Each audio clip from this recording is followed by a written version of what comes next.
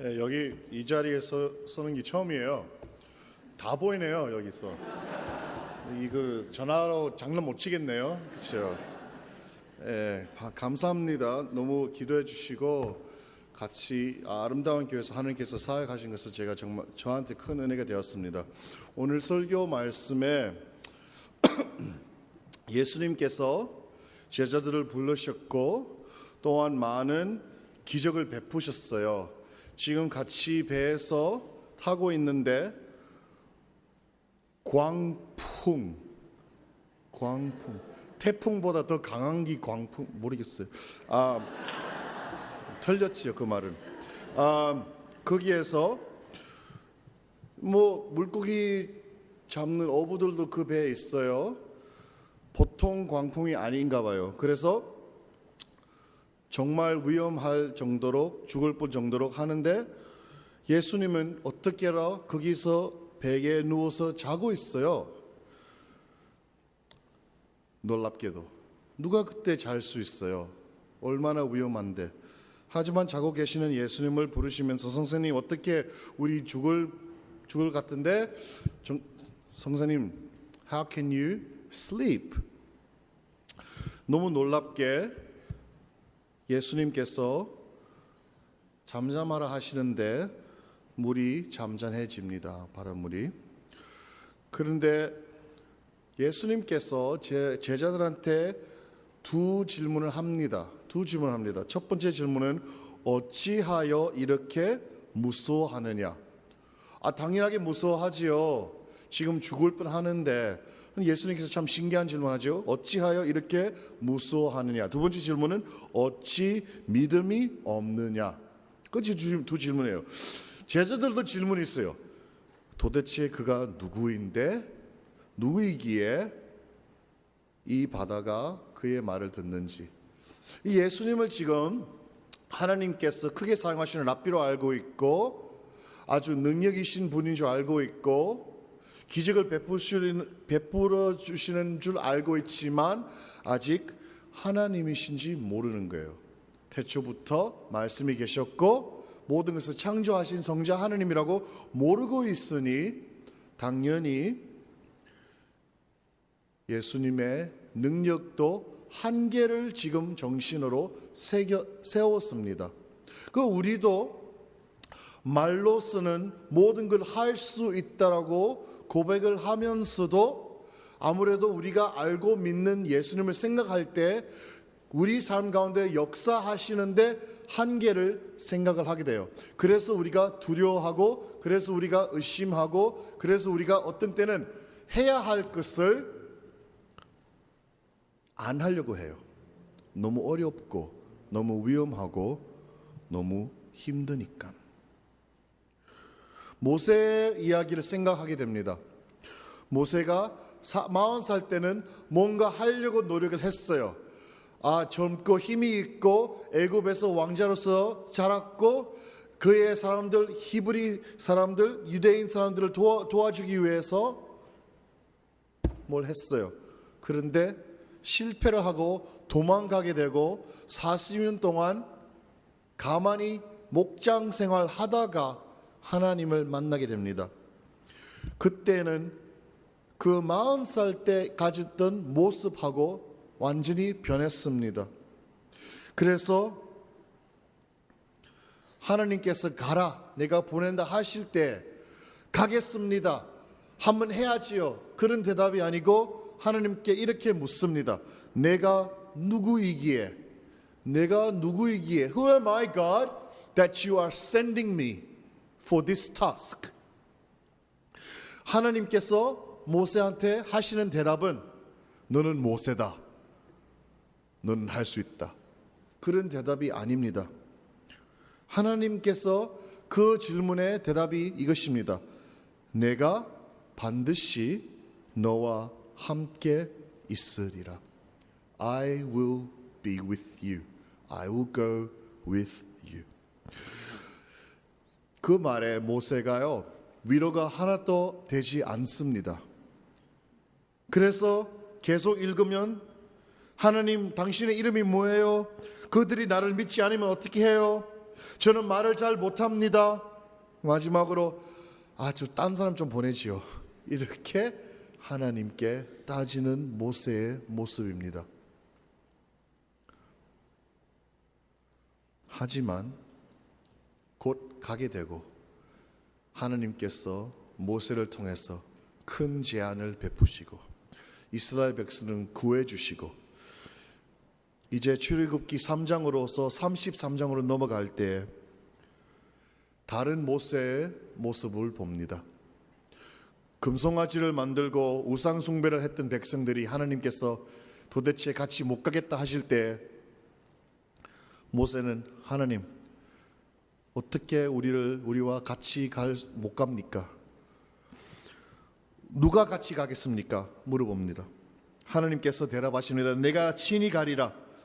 모세가 하나님께 말을 합니다. 친히 가지 아니하시려거든 우리를 이곳에서 올려 보내지 마옵소서. 이제는 하나님께서 함께 하시는 그 뜻을 충분히 경험했고 깨달은 모세의 모습을 우리가 볼 수 있습니다. 처음에는 하나님께서 너와 함께 가겠다라고 그 말에 위로가 되지 않았지만 이제는 하나님께서 같이 함께 하는 것이 삶의 모든 것을 이해하게 되었습니다. 하나님께서 함께 하신다 그 뜻이 바로 임마누엘 이름의 뜻입니다. 바로 우리가 구원을 얻었다라고 천국으로 간다라고 그 생각할 때 그 좋은 곳이 아니고 그 좋은 분과 같이 동행하는 그런 뜻입니다. 예수님께서 똑같은 약속을 만드십니다. 제자들을 보내면서 성부 성자의 성령의 이름으로 세례를 주고 나의 모든 것을 가르치라라고 보내실 때 세상 끝날까지 너희와 함께 있으리라라고 약속을 하십니다. 예수님께서 그 약속을 지키는 방도가 세 가지입니다. 처음으로서는 성령님을 통해서 함께 하십니다. 두 번째로서는 성도님들이 같이 모일 때 같이 함께 하십니다. 세 번째로서는 하나님께서 감동으로 주신 성경 말씀으로 우리와 함께 하십니다.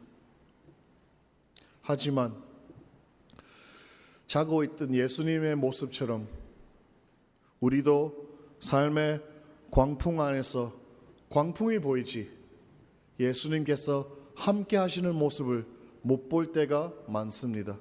그래서 광풍만 보면서 실패하고 힘이 빠지고 노력을 못하게 되고 앞에 있는 우리의 할 일을 볼 때 너무나 크게 높은 산처럼 그 꼭대기를 어떻게 갈 수 있을까라고 그냥 쳐다볼 수만 있습니다.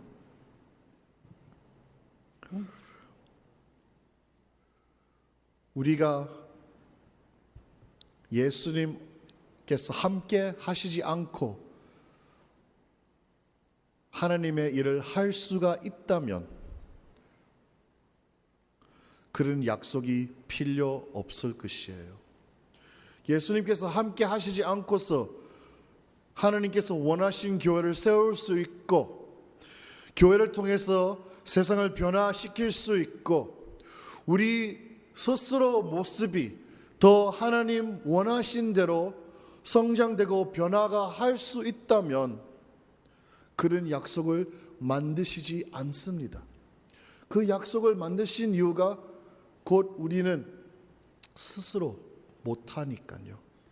우리의 힘과 능력으로 지혜로서 하자고 하면 실패하게 되고 안 되게 됩니다.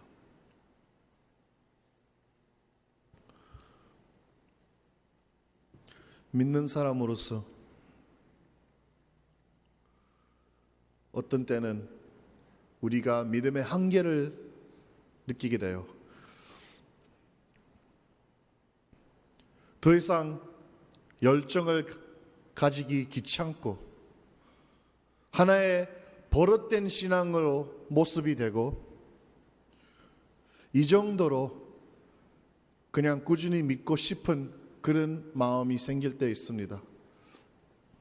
그래서 특히 악한 사람도 아니고 봉사도 하면서 매일 다니면서 예배 드리면서 성도 교제하면서 이런 모습 가운데 조금 갈등함이 있을까요? 도전이 있을까요? 이런 질문을 하시기 원합니다. 지금 하나님께서 나를 인하여, 내 가정을 인하여, 내 교회를 인하여 뭘 하실까요? 내 앞에 두렵고 어렵고 힘든 일이 바로 하나님의 뜻이 된 일 중에 무엇일까요? 내 앞에 할 일 중에 곧 하나님께서 나와 함께 해야 이 일을 할 수 있겠다라는 그 일이 무엇일까요? 그래서 무서워하지 않고 두려워하지 않고 담대하게 그 어렵고 위험한 것을 향하여 가기 나갑니다. 아버지로서, 어머니로서, 남편으로서, 아내로서, 학생으로서, 청년으로서 앞에 있는 책임이 있어요. 잘할 일이 있어요. 어떤 때는 너무 피곤하고 어렵고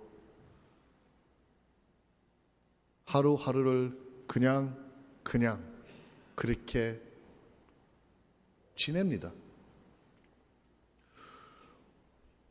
그리고 우리 어떤 때는 내가 일어나야지, 내가 더 열심히 해야지, 내가 더 잘해야지 이렇게 마음이 생기지만 육신이 안 따라갈 때가 많습니다.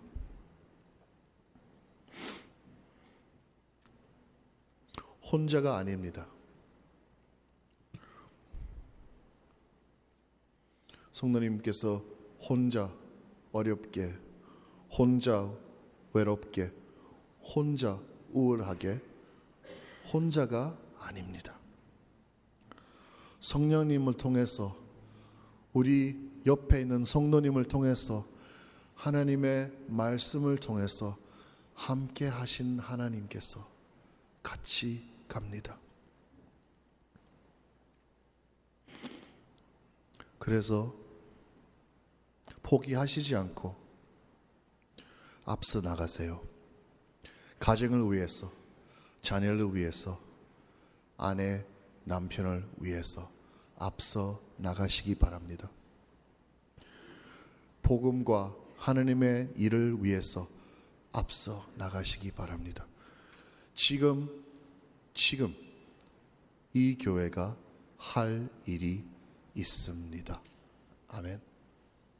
할 일이 있습니다.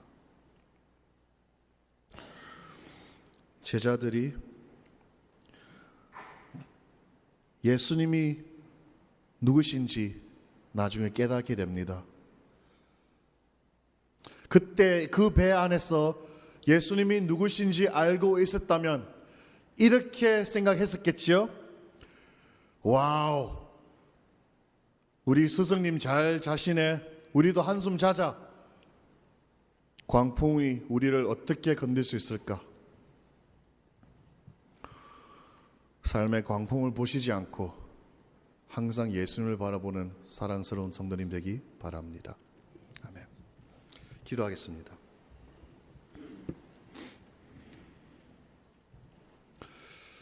하나님 아버지,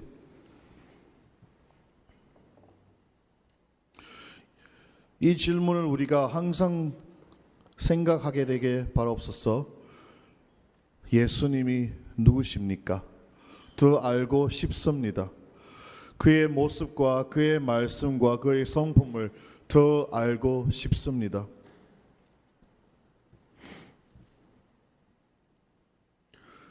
어제부터 오늘 더 알고 오늘부터 내일 더 알면서 주 예수님을 알아가면서 우리의 믿음도 강해지고 두려움이 사라지게 하옵소서. 예수님 이름으로 기도합니다. 아멘.